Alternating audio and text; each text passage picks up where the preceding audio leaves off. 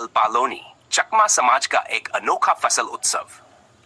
अल्पालोनी चकमा समुदाय का एक पारंपरिक और अत्यंत महत्वपूर्ण फसल उत्सव है जो वर्ष भर की मेहनत और प्रकृति के प्रति आभार व्यक्त करने का प्रतीक है। यह त्योहार मुख्य रूप से उन क्षेत्रों में मनाया जाता है जहां चकमा जनजातियां निवास करती हैं, जैसे मिजोरम, त्रिपुरा और अरुणाचल प्रदेश के कुछ भाग। इस त्योहार का नाम अल्पा यहाँ है। इसका शाब्दिक अर्थ है धान का उत्सव।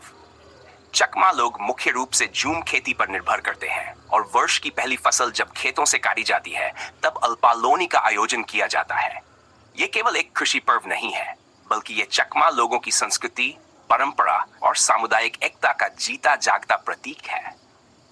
अल्पालोनी कैसे मनाया जाता है? इस उत्सव को मनाने की तैयारी कई दिन पहले से शुरू हो जाती है। लोग अपने घरों और आसपास की सफाई करते हैं, पारंपरिक वस्त्र पहनते हैं और विशेष पकवान बनाते हैं। खासतौर पर महिलाएं पारंपरिक चकमा पोशाक पहनकर सांस्कृतिक नृत्य और गीतों की तैयारी करती हैं। पर्व वाले दिन गांव के बुजुर्ग और युवा मिलकर फसल के पहले धान को एक विशेष विधि से काटते हैं।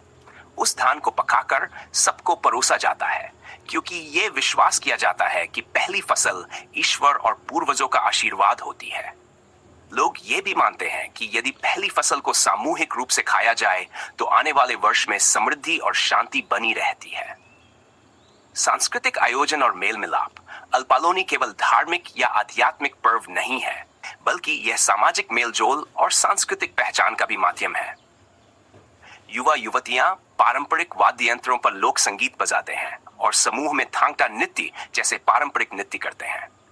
बच्चे, बूढ़े, स्त्री पुरुष सभी इस दिन को बड़े हर्षोल्लास से मनाते हैं। भावना और मूल उद्देश्य। अल्पालोनी का मूल उद्देश्य केवल फसल का जश्न नहीं है, बल्कि प्रकृति के प्रति आभार, समुदाय में प्रेम और एकता बनाए रखना और पारंपरिक रीति रिवाजों को आगे बढ़ाना भी है। यह दिन चकमा समाज के लिए आत्मसम्मान, पहचान और अपनी जड़ों से जुड़ाव का दिन होता है। आज जब आधुनिकता और शहरीकरण के कारण आदिवासी परंपराएं विलुप्त होने की कगार पर है, अल्पालोनी जैसे त्योहार ये याद दिलाते हैं कि संस्कृति वह जड़ है जो हमें जमीन से जोड़ती है। उपसंहार। अल्पालोनी केवल चकमा लोगों का त्योहार नहीं है, बल्कि ये भारत की सांस्कृतिक विविधता का हिस्सा है। ये त्योहार ये सिखाता है कि परिश्रम, प्रकृति और परंपरा का आदर करना हर पीढ़ी की जिम्मेदारी है। जब पूरा गांव एक साथ बैठकर पहली फसल खाता है तो वह केवल भोजन नहीं होता, वह एकता, प्रेम और साझा पहचान का स्वाद होता है। हम सब इस दिन का साल भर इंतजार करते हैं, क्योंकि ये दिन सिर्फ फसल का नहीं, बल्कि पूरे गांव की एकता का दिन होता है। मिलजुल कर खाना बनाना। उस धान का चावल बनता है, बिल्कुल सादा, लेकिन उसमें एक खास स्वाद होता है, शायद मेहनत और श्रद्धा का। साथ में घर की महिलाएं पिट्ठा, सूखा मछली और कई पारंपरिक व्यंजन बनाती हैं। फिर क्या, पूरे गांव के लोग एक जगह इकट्ठा होते हैं, पत्तल में खाना परोसा जाता है और सब मिलकर खाते हैं। कोई छोटा बड़ा नहीं, सब एक साथ। यही है असली अल्पालोनी। नाच, गाना और खेल। खाने के बाद तो गांव जैसे जाग उठता है। बच्चे दौड़ लगाते हैं, लड़कियां पारंपरिक नृत्य करती हैं और ढोल ताशा बजता है।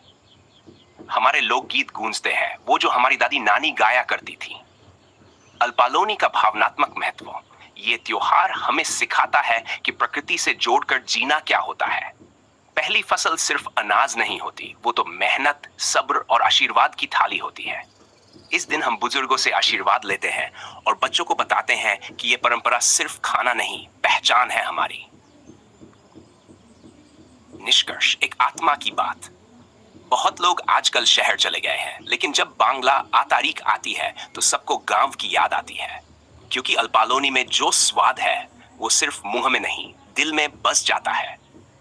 काश आने वाली पीढ़ियां भी समझे कि त्योहारों की असली मिठास मिलजुल कर जीने में होती है, और अल्पालोनी तो हमारी आत्मा